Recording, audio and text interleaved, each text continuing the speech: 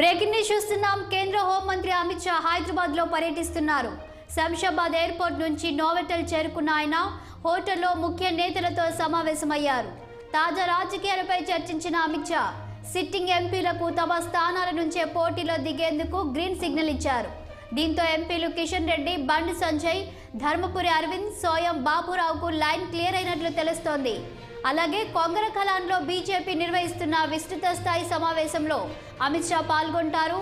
BJP LP నేత ఎన్నిక, assembly ఎన్నికలపై రివ్యూ నిర్వహించడంతో పాటు పార్లమెంట్ ఎన్నికలపై నేతలకు దిశానిర్దేశం చేయనున్నారు.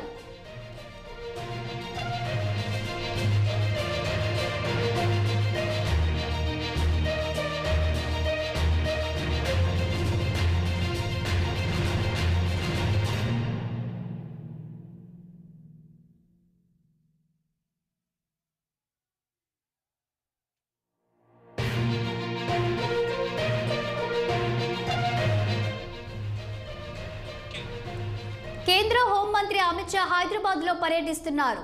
శంషాబాద్ ఎయిర్పోర్ట్ నుంచి నోవెటల్ చేరుకున్న ఆయన హోటల్లో ముఖ్య నేతలతో సమావేశమయ్యారు. తాజా రాజకీయాలపై చర్చించిన అమిత్ షా సిట్టింగ్ ఎంపీలకు తమ స్థానాల నుంచే పోటీలో దిగేందుకు గ్రీన్ సిగ్నల్ ఇచ్చారు. దీంతో ఎంపీలు కిషన్ రెడ్డి, బండి సంజయ్, ధర్మపురి అరవింద్, సోయం బాబురావుకు లైన్ క్లియర్ అయినట్లు తెలుస్తోంది. అలాగే కొంగరకలాన్లో బీజేపీ నిర్వహిస్తున్న విస్తృత స్థాయి సమావేశంలో అమిత్ షా పాల్గొంటారు. బీజేపీ ఎల్పీ నేత ఎన్నిక, అసెంబ్లీ ఎన్నికలపై రివ్యూ నిర్వహించడంతో పాటు పార్లమెంట్ ఎన్నికలపై నేతలకు దిశానిర్దేశం చేయనున్నారు. అమిత్ షా పర్యటనకు సంబంధించి మా ప్రతినిధి మాధవి మరింత సమాచారం అందించేందుకు లైవ్ లో సిద్ధంగా ఉన్నారు.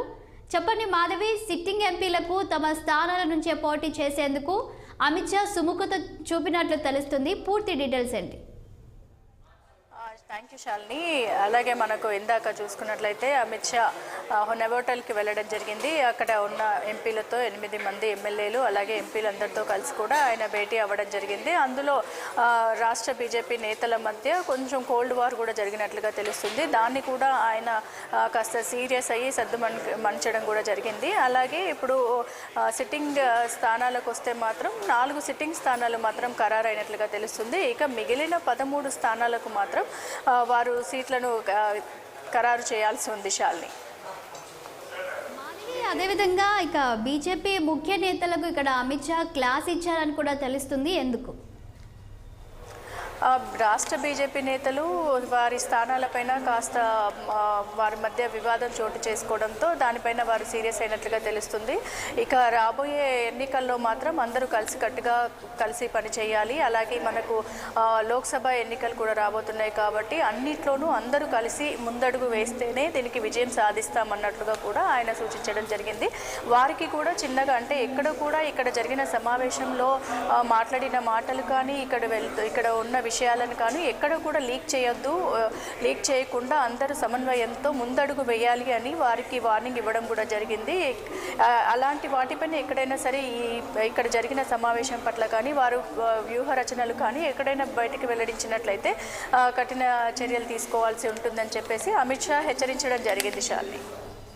మాధవి, అదేవిధంగా ఇక సిట్టింగ్ ఎంపీలతో పాటు పార్లమెంట్ ఎలక్షన్స్కి ఇంకా నేతలు ఎవరెవరు పోటీ చేయడానికి సిద్ధంగా ఉన్నట్లు తెలుస్తుంది.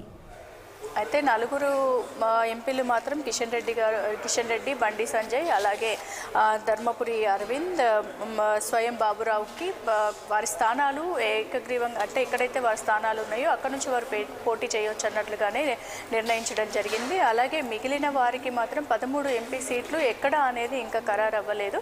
వారి స్థానాలు ఎక్కడెక్కడి నుండి అనేది వారు నిర్ణయించుకోవాల్సిందిగా, ఇంకా కార్యాచరణలో ముందుకు వెళ్లాల్సిందిగా వారు వెయిట్ చేస్తున్నారు శాలిని. Thank you Madhavi.